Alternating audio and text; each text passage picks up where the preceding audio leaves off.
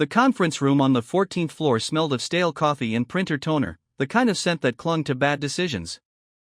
Floor-to-ceiling windows overlooked the city grid, gray under a low November sky, but no one was looking out. The blinds were half-drawn, slats cutting sharp shadows across the long glass table. I sat at one end, hands flat on the polished surface, fingers spread like I was bracing for impact. Across from me, Edison from HR. Mid-40s, charcoal suit, hair gelled into submission, and my manager, Priya, who wouldn't meet my eyes. She kept tracing the edge of her notepad with a pen that had long since run dry. A third chair held the company lawyer, a woman in her late 30s named Claire, who typed steadily on a tablet without once looking up. The silence had weight, the kind that presses on your eardrums before anyone speaks.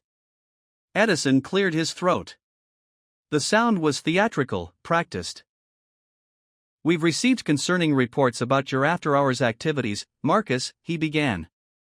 Voice neutral, eyes cold.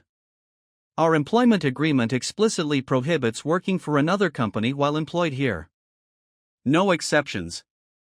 No moonlighting. You've been observed multiple times engaging in what appears to be secondary employment." Priya finally glanced up.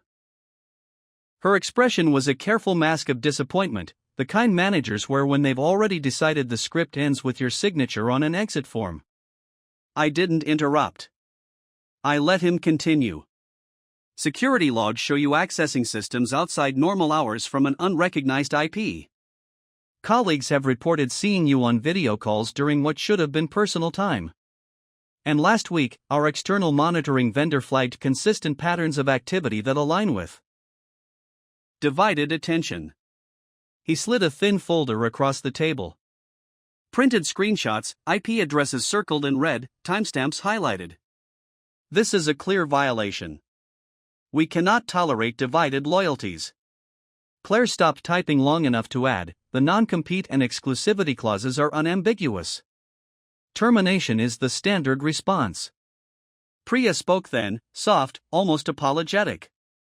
"We gave you every opportunity to excel here, Marcus. The late nights, the missed family events. Everyone saw your dedication. But this crosses a line." Edison leaned forward slightly. "Do you have anything to say before we proceed?" I looked at each of them in turn. Edison first, expectant, righteous. Priya guilty, but committed. Claire detached, professional. Then I exhaled, slow and even. "You're right," I said.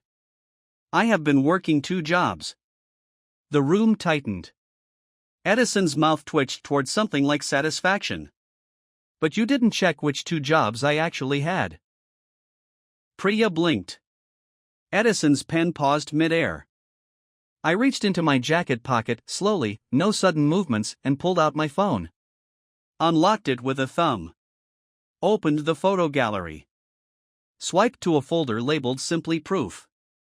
The first image, me in a faded Navy volunteer vest, kneeling beside a hospital bed. A small boy, maybe 7, tubes in his arm, grinning as I helped him build a lopsided Lego spaceship. Timestamp, 11:47 p.m. last Thursday.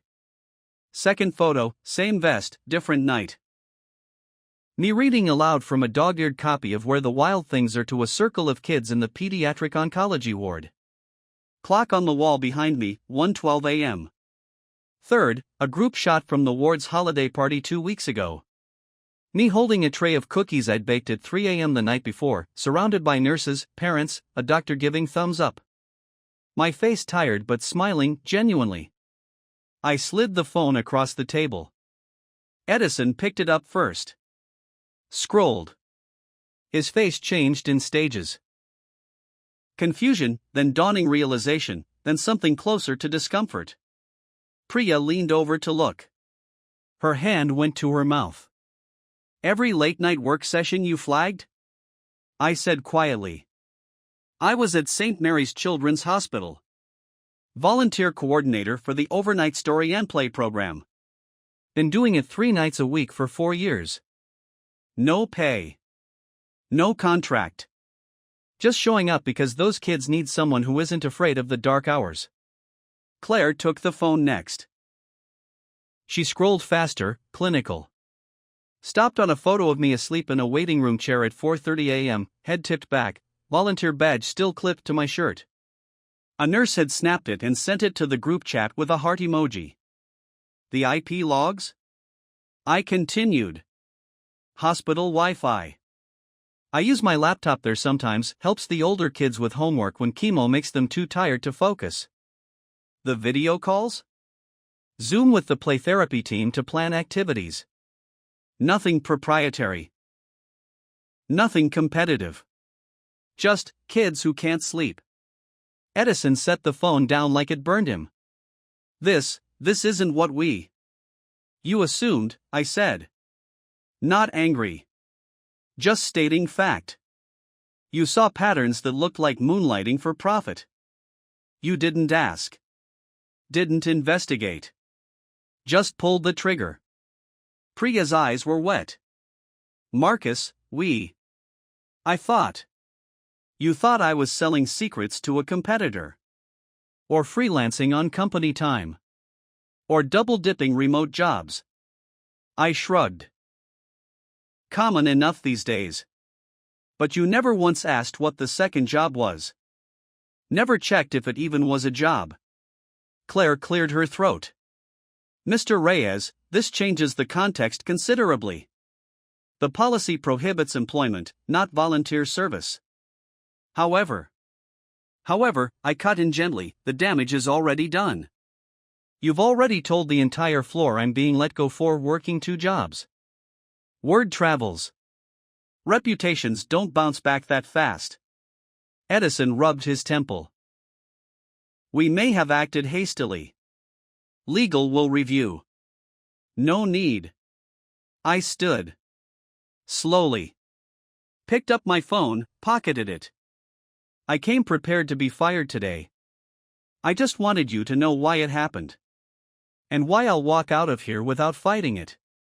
Priya stood too, voice cracking. Marcus, please. We can retract the termination. Reinstate you quietly. The team needs you. I looked at her, then really looked. Saw the woman who'd once brought me coffee at 2 a.m. during a crunch deadline, who'd laughed at my terrible puns, who'd told me I was irreplaceable. I know you do, I said. But those kids need me more. And after today, I don't think I can sit at that desk knowing you all assumed the worst without a single question. I turned toward the door. Edison spoke quickly. Wait. At least let us issue a formal apology. To the team. To you. I paused, hand on the handle. Apologize if you want, I said. But make sure it's honest. Tell them you fired a man for reading bedtime stories to dying children. Tell them you didn't check. Tell them assumptions cost more than policies ever will. The door clicked open. I stepped into the hallway. Fluorescent lights brighter out here, harsher. Footsteps behind me, Priya's heels, hurried. Marcus. I didn't stop. Didn't turn. But I heard her voice crack on my name one last time before the elevator doors closed. Inside the car, descending, I leaned against the wall. Heart hammering, but steady. The phone buzzed in my pocket, a text from the night shift nurse at St. Mary's. Little Jamie finished his spaceship. Keeps asking when Mr. Marcus is coming back to add lasers. I smiled, small, tired, real. 4 years of late nights. 4 years of quiet exhaustion. 4 years of being the guy who showed up when no one else would. And today, because of a policy no one had bothered to understand, I'd finally been given permission to stop pretending the corporate job was the important one. The elevator dinged at ground level. I stepped out into the lobby, past security who nodded like nothing had changed. Outside, the city air hit cold and clean. I pulled my coat tighter, started walking toward the hospital 6 blocks away. No severance. No golden parachute. No dramatic revenge speech that would go viral. Just the truth. And the knowledge that sometimes the second job, the one that doesn't pay, is the only one that matters.